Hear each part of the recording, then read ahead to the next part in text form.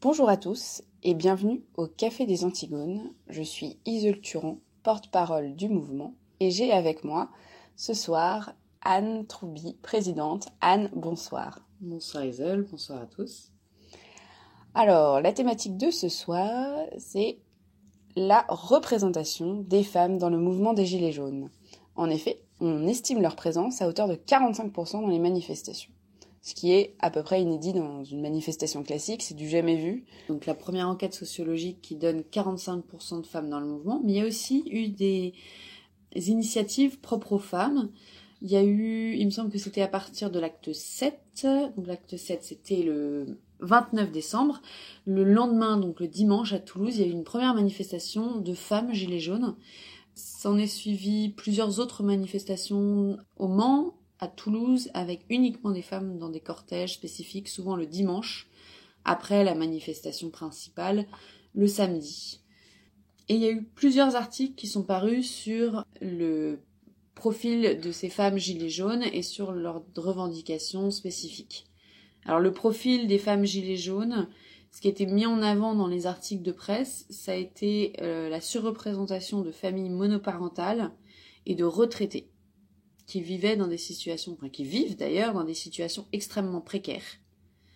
Et c'est cette particularité d'une misère qui est spécifique aux femmes qui a été mise en avant dans les quelques articles existants sur le sujet.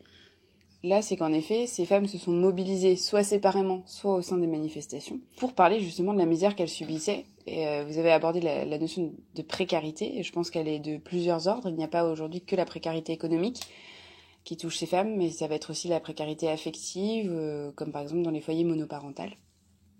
Alors après, il y a quand même, les articles ont focalisé sur ces profils-là parce qu'ils étaient spécifiquement féminins, mais il y a aussi beaucoup de femmes qui étaient présentes aux manifestations Gilets jaunes, mais il n'y a pas eu de revendications spécifiques qui émergeaient de ces femmes-là. On cherche aussi seulement ce qu'on trouve. Ce que je veux dire, c'est que les articles qui se sont focalisés sur les femmes Gilets jaunes cherchaient des spécificités aux femmes Gilets jaunes, et du coup, ont sorti du lot les familles monoparentales et les retraités. Mais il y a énormément de revendications qui ont été portées par des hommes comme par des femmes. La difficulté, ce qu'on avait d'ailleurs écrit dans notre lettre à Marianne Sharpa qui était parue dans Valeurs Actuelles en janvier, c'était qu'elle portait les mêmes revendications que les hommes pour la plupart. Les femmes et les hommes sont presque à égale représentation, et je disais en introduction que c'était assez inédit. En effet, les manifestations sont souvent plus masculines, quelles que soient les revendications, quels que soient les bords politiques. D'abord, je pense parce qu'une manifestation a souvent termine de manière violente, qu'il faut un certain courage physique pour le faire, et que souvent les femmes délaissent un petit peu ce mode d'action politique. Et là, on constate que ce n'est pas le cas, et au contraire, même les violences ont continué d'augmenter. Et ça, c'est quelque chose qui est particulièrement intéressant, et je pense que c'est avant tout le témoin de la détresse sociale et de la misère qui leur est propre, qui font qu'elles sont toujours là, auprès de leurs hommes. Alors je nuancerai un tout petit peu dans la mesure où oui, certes, n'en déplaise à ce que voudraient faire croire certains, une manifestation c'est vraiment pacifique. Quand on est en colère et qu'on manifeste, on a rarement envie d'être sympa et d'envoyer des bisous à tout le monde. Et puis je crois que c'est pas l'objectif. C'est pas l'objectif, et si on veut être écouté, c'est pas le bon moyen, peu importe. Il y a une représentation qui se fait assez naturellement dans les foyers, c'est on envoie une personne du foyer manifester, tout simplement. Il y avait peut-être une spécificité aussi due au mode d'action, qui a été le blocage des ronds-points. Donc ce chiffre de 45% de gilets jaunes, il n'est pas détaillé. C'est-à-dire qu'on ne sait pas exactement si les femmes étaient plus sur les ronds-points, plus dans les manifestations à Paris, etc. Moi, j'aimerais bien voir ces chiffres-là, parce que notamment, ce qu'on voyait sur le terrain, c'était beaucoup de femmes sur les ronds-points, donc c'est-à-dire un mode d'action qui est différent des manifestations, qui est beaucoup moins à risque. Et par ailleurs, il y avait aussi beaucoup de femmes qui étaient présentes sur les ronds-points de manière, on va dire, temporaire, pour ravitailler. Donc il y a aussi une présence qui est due aux modes d'action qui ont été choisis dans ce mouvement des Gilets jaunes, qui a été une présence sur place, et pas seulement les manifestations. Donc je pense que ça explique aussi cette représentation très forte des femmes, et le fait que tout simplement c'était aussi des blocages de long terme, donc il y avait besoin d'organiser la vie. Et c'est quand même un rôle traditionnellement féminin, qu'on le veuille ou non. Donc organiser un ravitaillement, organiser une vie sur place, etc., etc. Et puis de fait, quand il y a une manifestation, donc on envoie une personne du foyer. Quand il s'agit de se relayer sur place, que le foyer doit être constamment représenté, il faut bien que monsieur se repose, donc que madame y aille, ensuite que madame se repose, donc que monsieur y aille, d'où une présence aussi féminine très forte à mon avis. Et puis je pense que le dernier argument qui va en faveur de cette représentation féminine, c'est surtout le ras-le-bol des Français, qui couvre l'ensemble de la population, et finalement c'est ce besoin ressenti par les femmes d'être présentes, de se dire qu'elles ne sont pas représentées alors même qu'elles ont un secrétariat d'État qui leur est dédié, que ce n'est pas suffisant et qu'il vaut mieux aller... Enfin voilà, on n'est jamais mieux servi que par soi-même. Toutes les mises en œuvre gouvernementales à l'égard des femmes trouvent ici leur échec de manière visible, c'est-à-dire qu'aujourd'hui les femmes ont estimé avoir le besoin de se déplacer elles-mêmes pour des revendications portables finalement par l'ensemble par tous. Moi je trouve ça très beau déjà que l'homme et la femme soient réunis pour porter des revendications sociales.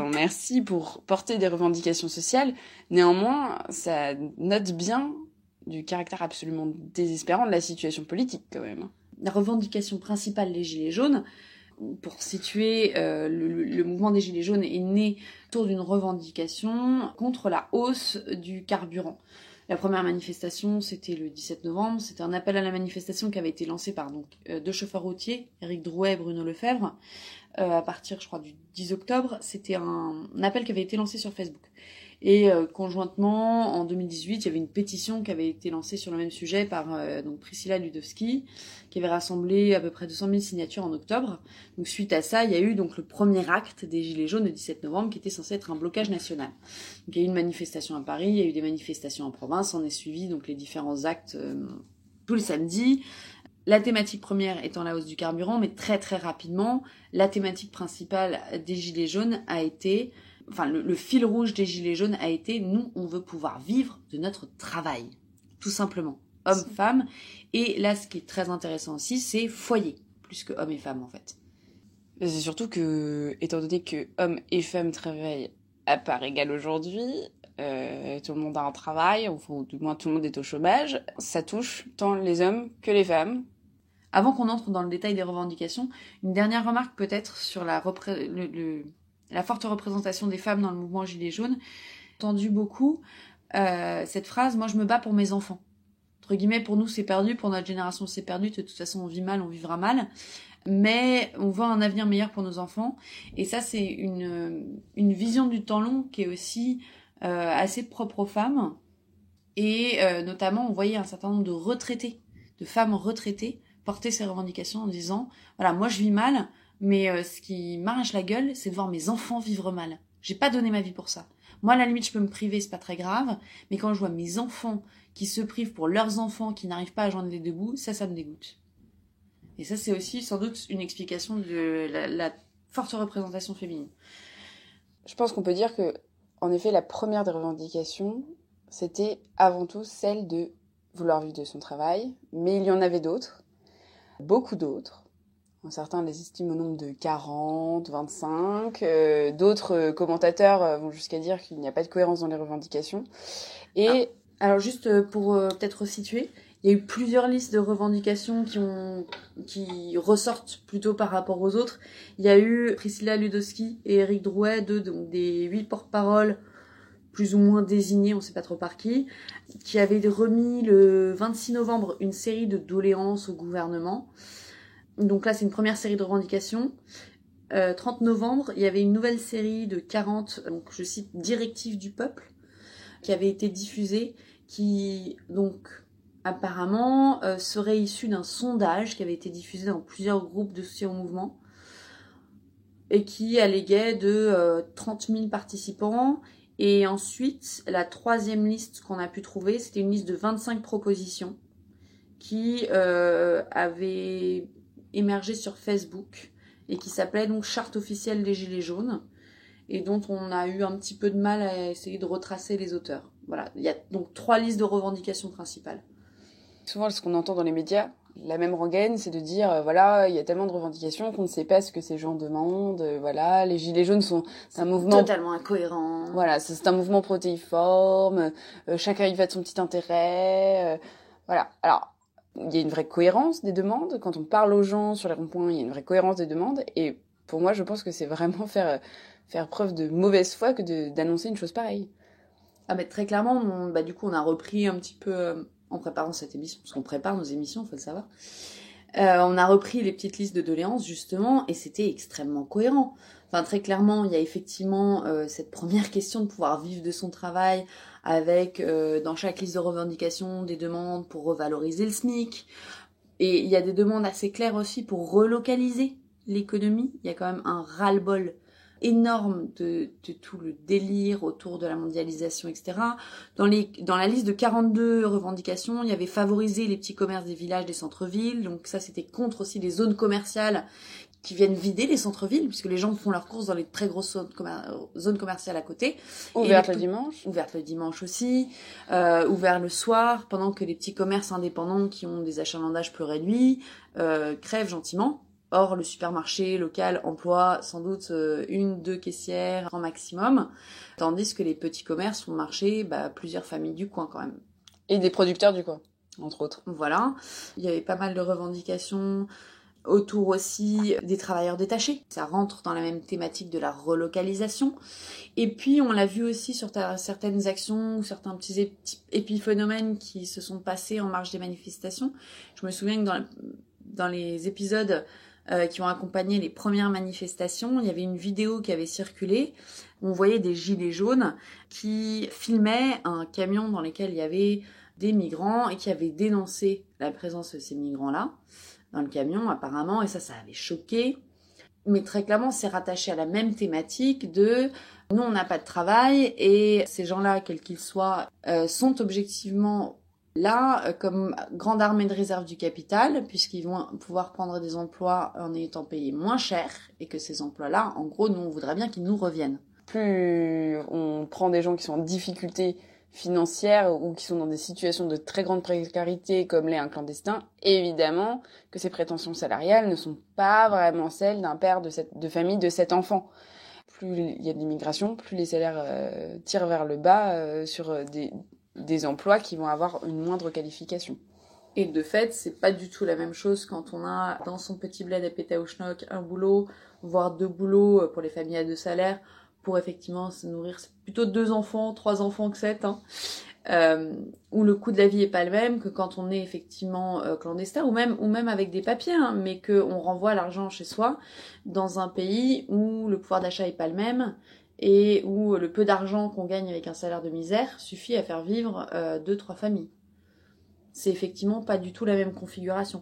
Mais c'est le même problème avec les travailleurs détachés, où il y a des disparités de coût de la vie telles en Europe, puisque y a toute une thématique autour de l'essence et des chauffeurs routiers. On va parler effectivement des travailleurs détachés sur les routes, où on trouve beaucoup de Polonais. Par exemple, le coût de la vie n'est pas du tout le même en Pologne par rapport à en France, et les salaires auxquels ces gens-là peuvent être embauchés sont effectivement attractifs pour les entreprises en France et suffisent à faire vivre leur famille, alors que les mêmes salaires ne suffiraient pas à faire vivre une famille française en fait. Toutes ces problématiques, elles sont liées à la question de la frontière. Et ça, c'est une question que les Gilets jaunes ont eu beaucoup de mal à aborder. Parce que déjà, ils ne sont pas d'un bord politique spécifique. Et on sait que ces questions-là sont extrêmement clivantes. Alors qu'elles ne tiennent qu'à une seule thématique commune, qui est le contrôle des frontières et la relocalisation. C'est-à-dire pouvoir vivre bien dans l'espace dans lequel on est. Parce qu'ils sont des thématiques qui vont ensemble. Il y a plusieurs autres revendications qui rentrent dans cette thématique de relocaliser l'économie, de protéger l'économie française par opposition aux autres économies concurrentes, qu'elles soient européennes ou qu'elles soient d'autres continents. Il y avait toute la question de la protection de l'industrie française, d'éviter les délocalisations. Il y avait Frexit, voilà, dans d'autres il y a eu chartes. Ça, c'était dans la charte officielle des 25 revendications. Donc, par rapport à cette question de la relocalisation, il y avait aussi tout ce qui était la privatisation. Pour repréciser exactement ce dont il est question, c'est que souvent ces listes demandent à ce que ça redevienne national dans l'idée que l'État et le gouvernement les protégeraient mieux, ou que du moins en tout cas ils ne soient plus soumis, que ces établissements ne soient pas soumis à une concurrence quelle qu'elle soit, pour pouvoir effectuer ce qui est de l'ordre du service minimum à l'intention des citoyens, quoi. En lien avec cette question de pouvoir vivre de son travail, pouvoir vivre décemment, c'est très, très clairement le contrôle des prix. Là, il y a une demande d'un État régulateur pour un contrôle des prix, pour pas qu'ils s'enflamment. Et puis je pense qu'il y a aussi l'idée d'une indépendance de ces institutions et qu'elles ne soient pas soumises à un lobby commercial comme un autre, qu'elles soient préservées, qu'elles soient extraites justement de ce monde d'échange, de fluidité, d'ailleurs, de relativité, quoi. Dans cette charte officielle, les 25 revendications des Gilets jaunes, il y avait aussi interdiction, contrôle des lobbies. Voilà, qui revenait à ça, en fait. Cette liste-là est peut-être rédigée de manière un petit peu plus politique et un petit peu plus maladroite, mais elle dit un peu plus clairement les orientations que les autres listes ont aussi. Oui, donc là, l'idée, c'est une demande de protection de l'ordre de la mission de l'État. Alors, ce que les commentateurs ont beaucoup dit, c'est que d'un côté, on demandait une réduction des impôts, une réduction des taxes, et de l'autre, on demandait plus de prestations sociales. Beaucoup de commentateurs ont vu là une incohérence dans la mesure où d'un côté, il faut de l'argent pour financer les prestations sociales, de l'autre, on refuse de l'argent à l'État via le refus de l'imposition, le rejet de l'imposition. Mais en fait, quand on regarde les revendications, elles sont quand même assez claires, parce que toutes ces listes-là disent exactement où on voudrait prendre de l'argent, et on voudrait remettre l'argent qu'on a pris. Parce qu'il y a dans la liste des 42 revendications, il y a très clairement la lutte contre l'évasion fiscale. Hein. Il y a aussi très clairement la taxation, une grosse taxation pour les gros. Hein. Entre parenthèses, je me semble me souvenir que c'est McDo, Amazon, Google. Petite taxation pour les petits, entre parenthèses, je crois que c'était PE, PME, quelque chose comme ça. Et il y a aussi une limitation des salaires de tous les hauts fonctionnaires d'État. Donc l'argent, on voit très bien où les gilets jaunes veulent le prendre, et par ailleurs, où ils veulent le remettre, c'est très clair aussi, les prestations sociales pour les petits. Donc il y avait notamment tout ce qui était sécurité sociale, il y avait la revalorisation du SMIC et la revalorisation des retraites qui émergent très nettement des revendications. Alors moi, je voudrais revenir aussi sur les questions de cette protection d'État qui est demandée. On peut protéger des services ou ces prestations d'une manière différente, que c'est pas forcément leur caractère privé qui va les rendre néfastes, mais bien finalement la manière dont les privatisations se font et qui est entièrement basée sur une sorte d'autorégulation de la concurrence qui n'existe pas. Elle est libérale. C'est ça. Mais qu'on pourrait très bien imaginer d'autres fonctionnements. Donc c'est pas tant l'aspect aussi de la renationalisation d'entreprises. Ça c'est une thématique qui est politisée, pardon. Mais l'idée qui est sous-tendue, c'est une sortie du jeu économique, une sortie des flux financiers, de ce qui est de l'ordre de la survie, de ce qui est de l'ordre du vital. Ce qui est à mon avis à noter dans ces revendications, c'est pas forcément plus de prestations, plus de protection, quoi que ce soit, mais simplement des services fonctionnels. Qu'ils soient faits par un privé ou un public, d'une certaine manière, ils s'en fichent. Là, ce qu'ils constatent, c'est que ça ne marche pas. Non seulement ça ne marche pas, mais en plus ça ne sert pas les populations, ça sert les intérêts d'une entreprise. Aujourd'hui, la fermeture des cliniques ou leur rachat, par exemple, par des gros industriels anglo-saxons, c'est une catastrophe. Enfin, il faut quand même le voir. En termes de santé publique, c'est une catastrophe. En termes de santé publique, mais aussi pour le personnel. On prend l'exemple des fermetures des maternités. D'un côté, on crée des déserts en termes de maternité. Et il y a des femmes qui se retrouvent à plus d'une heure d'une maternité avec effectivement des risques quand même énormes quand on a une heure et demie de trajet pour aller jusqu'à une maternité. De l'autre côté, temps d'accoucher dans la voiture. On refuse de rendre possible en France des solutions comme l'accouchement à domicile qui est encore hyper suspect en France, considéré comme ultra dangereux, etc. Alors que c'est quand même la norme dans beaucoup d'autres pays européens, hein, faut quand même le savoir. Et c'est la norme dans beaucoup d'autres pays européens parce qu'ils se sont donné les moyens. Alors, il existe des moyens très différents. C'est pas organisé de la même manière d'un pays à l'autre. Un jour, on fera une émission spécifique là-dessus. Mais par exemple, il y a la mise à disposition d'ambulances, il y a des relais dans les hôpitaux. Enfin, il y a beaucoup de manières de le faire. Des médecins de garde. Donc, on prend une orientation et on se donne pas derrière les moyens de répondre aux problèmes que ça crée. C'est-à-dire qu'on se dit, on supprime des maternités parce que c'est pas assez rentable. Derrière, le groupe se démerde. Non, mais c'est le groupe industriel qui a racheté ces maternités qui décide de le fermer. Mais voilà, en attendant, il faut quand même accoucher quelque part. Et ça, c'est vrai que voilà, on le paye concrètement. Et on le voit sur l'aspect de la santé, mais on le voit effectivement sur les bureaux de poste. Les bureaux de poste qui ferment les uns après les autres. Enfin, les classes, c'est pareil. Aujourd'hui, il faut faire du rendement. Alors là, c'est sûr, c'est pas privatisé, hein. Mais c'est quand même le Bronx, hein, on va pas se mentir, c'est absolument n'importe quoi. Alors ils font des zones à priorité, des machins, des trucs, des bidules, ça change tous les 4 matins, on sait même plus où on en est. Avec des gamins qui attendent une heure le car scolaire en milieu de la pampa tout seul, à 6 ans, super. Ouais, parce qu'il faut en parler, ça aussi, les transports. Ça ne fonctionne pas. Faut quand même le dire. Et là, ils le disent. Alors, ils souhaitent des solutions parce qu'ils veulent proposer des solutions, ils veulent que ça avance, mais c'est surtout, voilà, un énorme problème qui est pointé du doigt dont personne ne souhaite parler. En fait, si on résume un tout petit peu l'idée directrice des mesures dont on vient de parler, ce qui est demandé dans les Gilets jaunes, c'est une meilleure gestion de l'argent public. Très clairement. Tout simplement. Et par ailleurs, économiquement, une revalorisation de l'économie française, non pas via des chiffres de PIB et des marchés financiers, mais via l'emploi des Français, et notamment des emplois indépendants, des emplois locaux. Alors, on a vu qu'il y avait quand même une cohérence dans toutes ces revendications. Forcément, en tant qu'Antigone, on se demande est-ce qu'il y a des revendications qui sont proprement féminines, propres aux femmes, propres à améliorer le quotidien des femmes. Qu'est-ce que toi t'en penses dans ce que t'as vu de ces revendications ? Moi, je vois déjà que les femmes sont beaucoup touchées par le fait de ne pas vivre de son travail, pour plusieurs raisons, qui est notamment la gestion du salariat. Et donc, je dirais qu'elles sont très concernées par ces questions.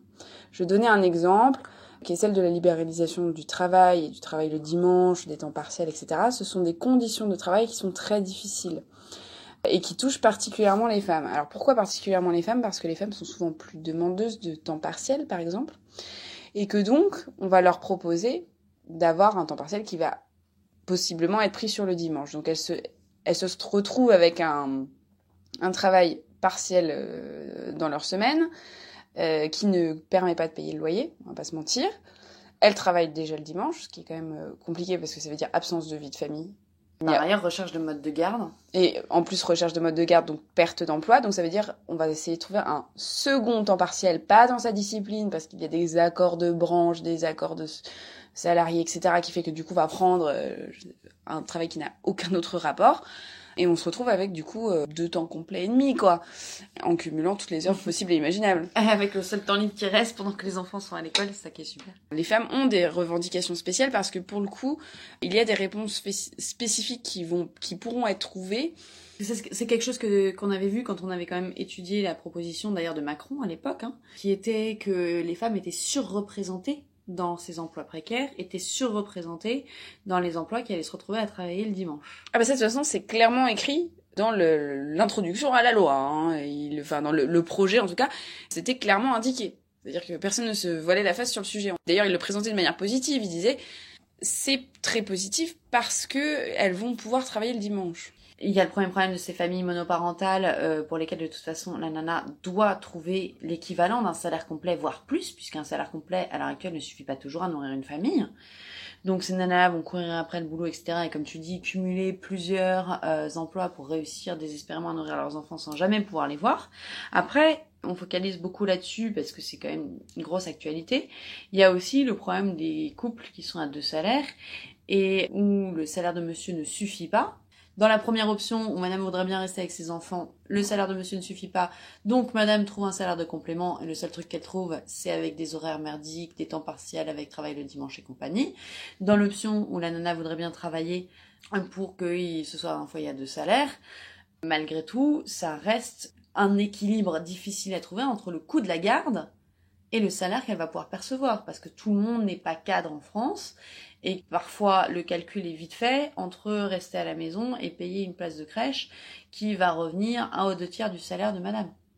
Et donc là, je pense qu'on voit bien qu'il y a une problématique spécifique aux femmes qui tient à la famille. On aborde rarement la question du foyer, puisque même aujourd'hui, on essaie de détruire la notion de foyer fiscal par l'individualisation de l'impôt. On ne veut pas parler du foyer et on ne veut pas parler de cette dynamique de couple homme-femme pour l'éducation des enfants. Mais là, aujourd'hui, on va en parler, parce qu'on parle du réel et pas de ce qui est fantasmé dans la tête de Marlène Schiappa. Donc, la réalité, c'est qu'on se retrouve avec des problématiques liées au travail qui sont différentes si on est un homme ou si on est une femme. De par la proximité de la mère suite à l'accouchement, c'est-à-dire que c'est la mère qui porte l'enfant, c'est elle qui va... Il paraît qu'un homme peut toujours pas allaiter. Voilà, c'est elle qui fait l'allaitement. Et par ailleurs, se remettre physiquement de son accouchement. Oui, ça c'est quelque chose dont on parle assez peu. Tout le monde n'est pas Rachida Dati, tout le monde ne reprend pas le travail 5 jours après son accouchement. Et d'ailleurs, ça n'est pas sain pour le corps féminin, même quand l'accouchement se passe bien, c'est pas mal d'avoir droit à un temps de repos. Après, faut aussi le préciser. On a bien une problématique qui ne touche pas l'homme, mais qui touche par contre le foyer, c'est-à-dire l'homme et la femme. On voit bien physiologiquement que les problématiques ne sont pas les mêmes. C'est si vrai qu'on parle aujourd'hui pour essayer de trouver des solutions à ces problèmes-là. Le gouvernement va parler d'un nombre de places en crèche, en augmentant le nombre de places en crèche pour que les femmes puissent travailler plus vite. Et à l'inverse, on va avoir d'autres personnes qui vont tenir un autre discours qui est celui de la question du salaire maternel, c'est-à-dire pour les femmes qui ne travailleraient pas et qui auraient des enfants, que ce soit temporaire ou sur un temps plus long, on pourrait prévoir un salaire maternel. Et on voit bien le problème du fait d'envisager les deux personnes, hommes et femmes, qui forment le couple comme deux individus isolés et séparés. C'est-à-dire que du coup, on ne peut pas envisager le fait qu'un foyer puisse vivre sur un salaire. Il faut nécessairement qu'il y ait double salaire. Alors on règle le problème en favorisant le travail féminin ou en imaginant le salaire maternel, alors qu'à la base, le problème, c'est que le foyer puisse pas survivre sur un salaire. Et ça, c'est un problème que pourraient même comprendre les féministes qui voudraient que le congé parental soit pris à égalité par hommes et femmes. Et pourtant, personne ne pose la question en ces termes-là. Et parce que pour rappeler quand même, le congé parental, c'est 450 € par mois. Donc il y a très peu de foyers, que ce soit les hommes ou les femmes, peu importe qui prend quoi. Peu de foyers peuvent se le permettre, tout simplement économiquement, peu importe qui prend le congé parental. On envisage des choses que par le salariat, à tel point justement que le salaire maternel porte le nom de salaire maternel. Et le salaire maternel a dans sa définition l'idée d'une somme versée à la mère. Alors qu'on n'est pas mère toute seule. On n'est pas mère toute seule, on est soit effectivement un foyer monoparental, c'est-à-dire une femme qui est dans une situation anormale et qui nécessite une protection spécifique. La normalité, c'est qu'on ne fait pas un enfant toute seule. Et donc un salaire maternel, ça divise donc le couple entre le salaire de monsieur qui est un salaire travaillé et le salaire de madame qui est travaillé à la maison. Qui est l'employeur, parce que bon, qui dit salariat dit employeur. Donc alors ça veut dire que madame est embauchée par l'État. Alors c'est extrêmement problématique déjà que l'État commence à s'immiscer de plus en plus dans nos modes d'éducation en essayant d'avoir un contrôle de plus en plus grand sur l'école. On en a parlé 1000 fois dans nos publications. Mais là, c'est carrément ta qualité de parent qui est jugée par l'État. Mais dans ce cas, comment on fait un licenciement sur un salaire parental? J'ai failli dire maternel, excuse-moi. Comment on licencie un parent inapte? Comment on vérifie qu'il a bien fait son travail? Ça pose un certain nombre de problèmes, et au-delà de ça, c'est un problème aussi philosophique et anthropologique, c'est-à-dire que on envisage maintenant plus que nos foyers comme étant finalement des salariés quelconques d'un État. Au moins, ça dit bien les choses, et je pense qu'on ne doit pas promouvoir le salaire maternel aussi pour des raisons, cette fois-ci, philosophiques anthropologiques, qui est qu'on ne doit à aucun moment se soumettre à l'État, et plus que ça, les biens qui sont faits à la maison, qu'il s'agisse de l'éducation ou du ménage, ne sont pas des biens matériels et monnayables. Le fait qu'on ait des femmes de ménage ou des éducatrices spécialisées, c'est parce qu'on n'est pas en mesure de le faire soi-même. C'est donc qu'on est dépendant. Et ce que je veux dire, c'est que ça, c'est beaucoup plus profond que la simple aide financière.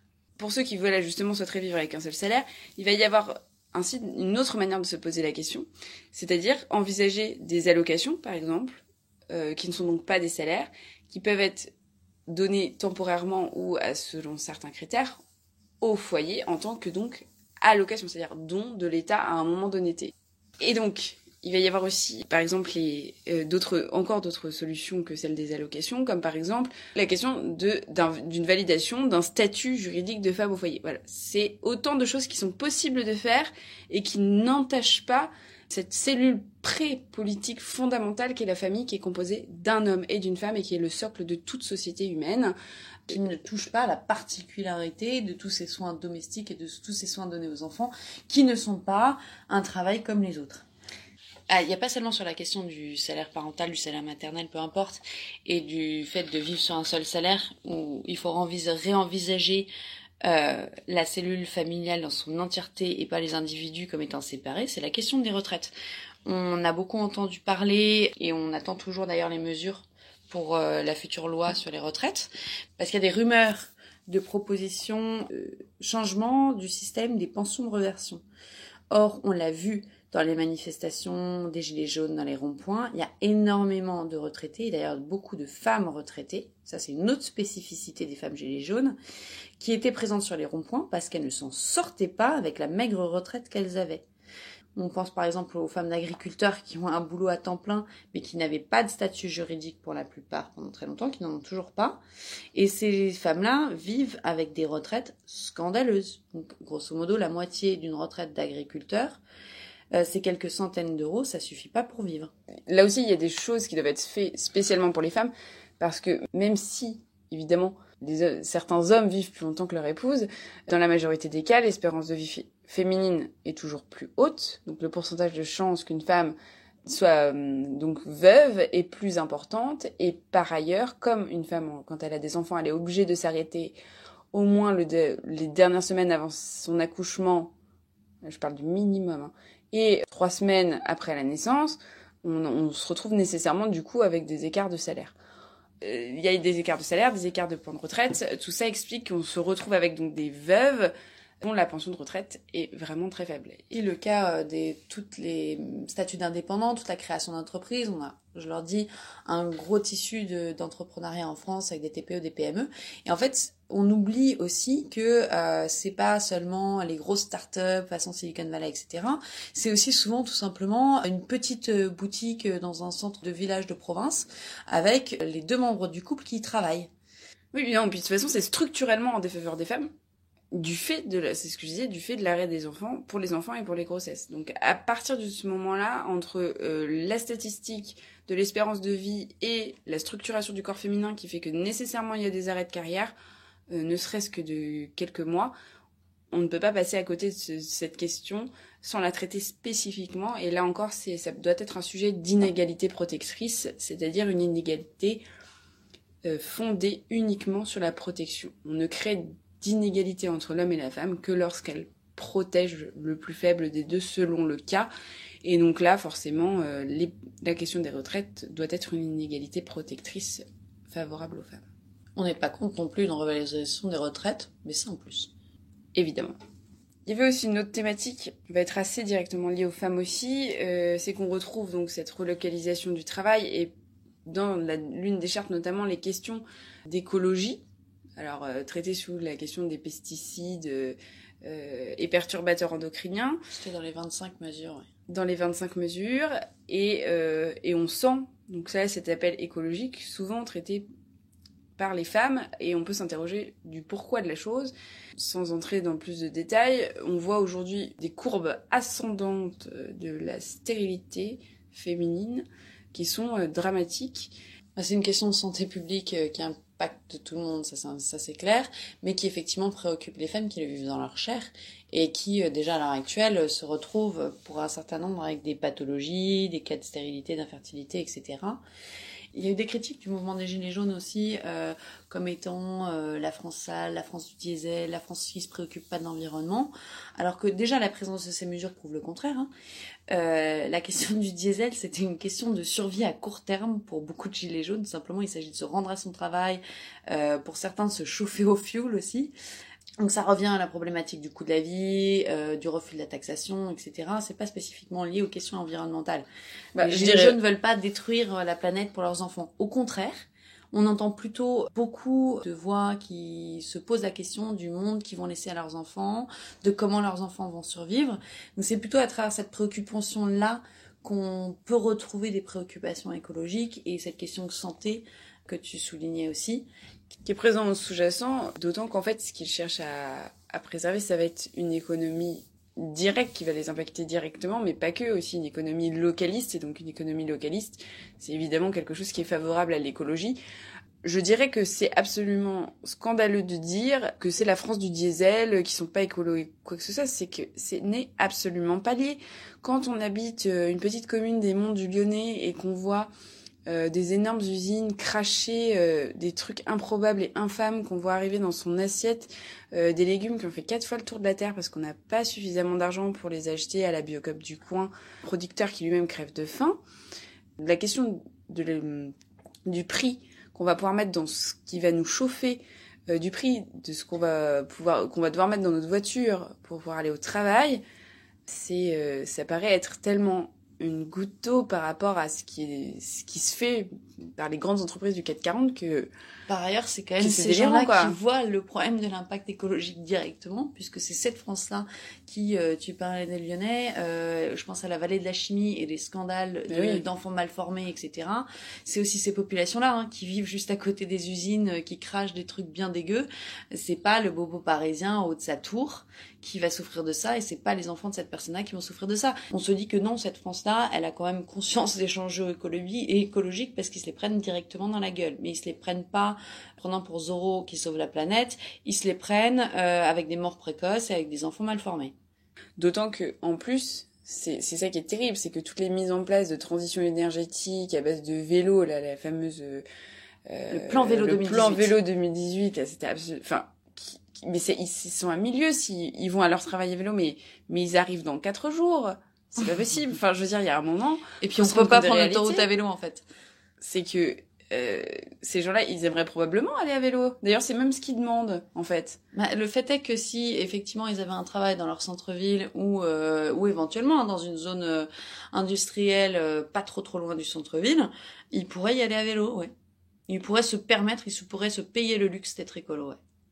Enfin, de faire la comparaison de la France du diesel, pour ma part, j'avais trouvé ça choquant, tous les égards qu'on vient de citer. Au final, le mépris de la France diesel, c'est un petit peu le même mépris qu'on a dénoncé dans notre lettre à Malène Schiappa, le mépris de Madame la secrétaire d'État aux femmes, qui juge que dans une manifestation à 45% de femmes, c'est pas intéressant. Il n'y a pas de revendication proprement féministe, il n'y a pas de revendication de nouveaux droits pour les femmes.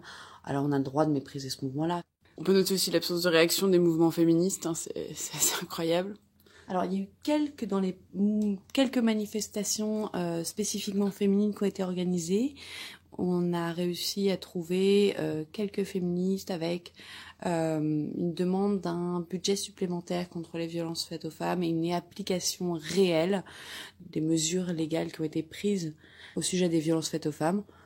Pourquoi pas, il y a des vrais sujets autour de ça, mais qui pourraient être réglés de manière déjà assez adéquate avec toutes les propositions sur la justice et la sécurité qui sont déjà présentes, en fait, dans les revendications des Gilets jaunes. Qui sont déjà présentes dans les revendications des Gilets jaunes, mais pas du gouvernement qui ne fait que, justement, rendre notre justice de plus en plus virtuelle et de plus en plus éloignée du citoyen. Bon, eh bien, merci Anne. Je crois que nous allons clôturer cette émission consacrée aux femmes Gilets jaunes ici. Je vous souhaite à tous une bonne soirée. Merci Anne. Merci, bonne soirée à tous.